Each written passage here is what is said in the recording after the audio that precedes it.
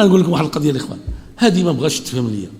دابا هذه مجموعه ديال المواطنين دارت مذكره رفعتها للحكومه كتقول لها وقفي التطبيع.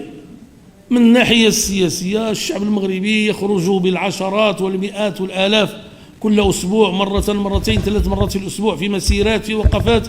الشعب المغربي صافي بين موقفه. مجموعه ديال الناس دارت عمل قانوني حضاري، كتبت مذكره وطلبت من الناس يوقعوا عليها، وقعوا عليها حوالي 10,000 واحد او اكثر، فهمتيني ولا؟ وعاطين السميات ديالهم والعناوين ديالهم، غاديين يديوها لرئيس الحكومه، قال لهم خرجوهم. يا علاش؟ شنو يوقع؟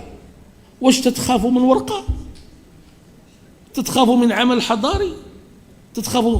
شنو هو مشكلتكم؟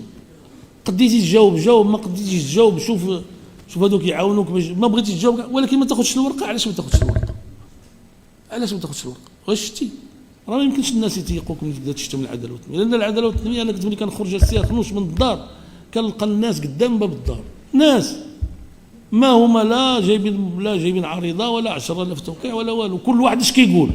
واحد تيجي تيقول لك داو لي داري، واحد تيقول لك داو لي الارض ديالي، واحد تيقول لك مراتي مدابزه معايا، واحده كتقول لك راجلي ضربني الى اخره. وكنشوف داك الشيء اللي قدرت نعالجه من داك الشيء كنعالجه على قدر المستطاع.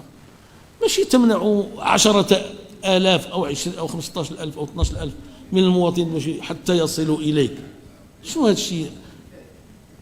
هذا الضعف بزاف، هذا الضعف بزاف. ولا كان ضعيف الإنسان يمشي يتخبى وياكل فلوسه في راحته وجده لشي رئاسة الحكومة ولا هم يحزنون.